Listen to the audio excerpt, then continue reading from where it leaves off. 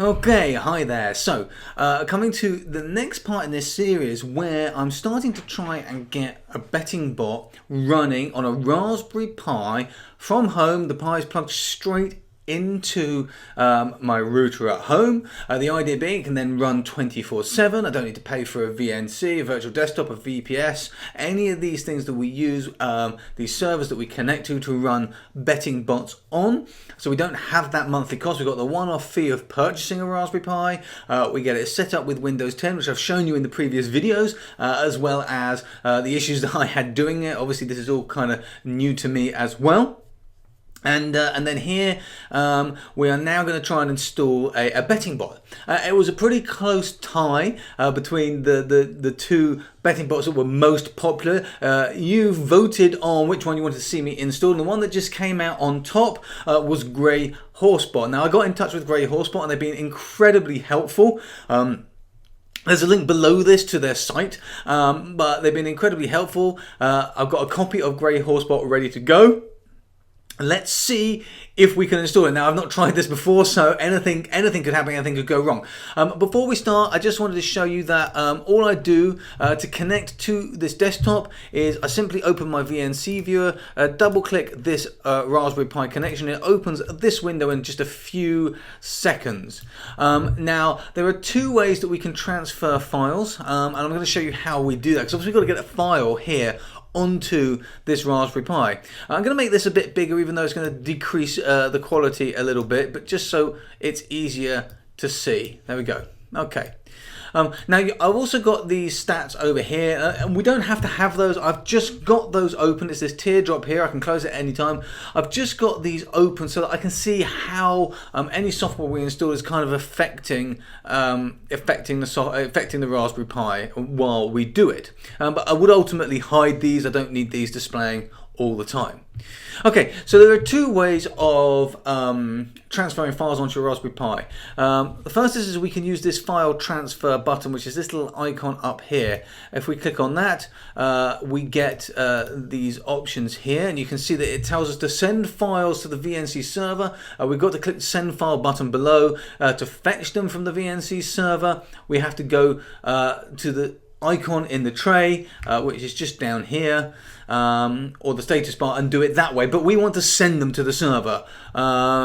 So we put it maybe into, let's change the location. We'll probably put it on the desktop. There we go, and we click on that send files button. Now I've got it in download somewhere. I can't remember what the file name is actually, bear with me. GHBot, somewhere in all of this, here it is. And I click on it there and I press open. And here we go. We move that out of the way. You can see it's copying that file over there for us. Nice and simple. It's landed on the desktop where we asked it to save, and job is done. I can close that. I can close that. The other way you could do this is by using something like Google Drive, where you make yourself a link and then you can just open a browser on your Raspberry Pi and put it into a link. But as you can see, it's very quick, it's very simple. Okay, so let's see if we can get this software installed. So I'm just going to double click on Grey Horsebot there, and we get up the license agreement, which is fine. I'm going to accept that. I'm going to install it in the standard place. Only requires 10 megabytes of disk space. That's a real consideration. And that was actually, although Grey Horsebot was slightly more voted on than any others, the next closest one was BetBot Pro, but it requires significantly more computer power than Grey Horsebot. So actually Grey Horsebot is potentially the better one here. Obviously if we're using anything like Grass or anything that connects to Excel, we have to have Excel installed as well. Excel and Microsoft stuff is very, very resource intensive, and obviously we're trying to keep everything as slim as possible so that it runs nice and smoothly. And the other great thing about Grey Horsebot is we can feed selections into it. We can import selections as well. So let's see how we get on. I click the next button. I'm just going to keep standard for everything. There we go. And I'm going to create a desktop shortcut. And let's hit the install button and see what happens. Okay, well it seems to be going nice and fast. Can't complain about anything there. We've got this window here that's just open, so I'm just going to let that run for a moment. It looks like it's run something on the bottom. I can see over here that the CPU is grinding away on something. It was about 1% previously. So I'm just going to let that run for a minute. And there we go. Look at that. We're up and running. We're up and running. We have got here a betting bot installed on a Raspberry Pi. It will work 24/7. We can log into it from anywhere. Anywhere in the world we can log into it, plug straight into our router. You can see how I did that in the previous videos. To be honest, I'm quite surprised it's happened this easily. Now I'm just going to close this background window here. Let's see what that does. Okay, and I'm going to leave the install file there for future reference. Obviously I'm not actually, and down here I can see I've still got, there we go, finish that setup. Okay, if I press that finish setup button, it probably would have closed that screen that I just shut anyway. And look at this, it's running, but it's only using 17% of the RAM. The CPU's kind of up and down a bit, but it's nothing too stressful. It's taking up barely any space. This is all great. This is all very promising. Okay, so let me log in now and see what happens. Okay. Right. I'm just going to pause. Actually, I can blur this out. I think I can blur this out. So, I'm just going to enter in here.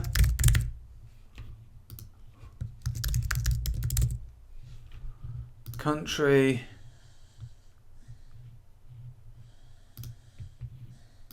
Read terms and conditions. Press OK. And I got my password and username wrong. Now that's not hugely surprising. So I'm just going to pause this video here while I go and find out what my username and password, what my password actually, I know what my username is, but what my password actually is, and I will be back in just a moment. Hi, thank you for that. Okay, I'm back now. I've got my password saved. So let me just log in again and let's see how well this works.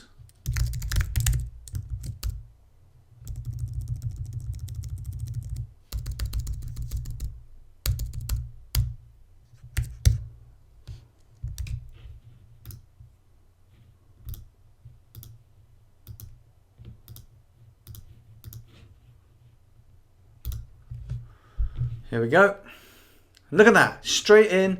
I put £100 into this particular account for testing. Absolutely no issues with the speed here at all. It's like working on it from my home computer. Let's add a market. Let's see how long it takes to load these markets. Okay. Let's just hold on a moment while we get these markets.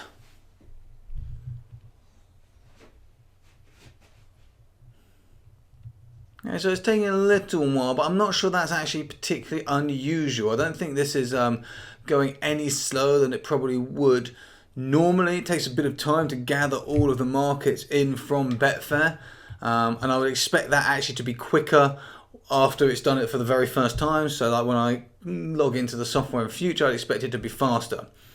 Okay, so let's have a look here. Let's get in the UK win markets. Bam, look at that. Super fast.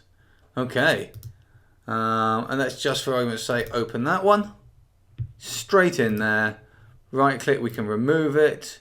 We can start the system, and if we come into market management, we've just done that one, into our options here. I mean, this looks to me like this software is working pretty much as it would on a normal machine. Now I've just seen here it goes off the bottom of the screen a little bit. So I'm not quite sure how I will tackle that.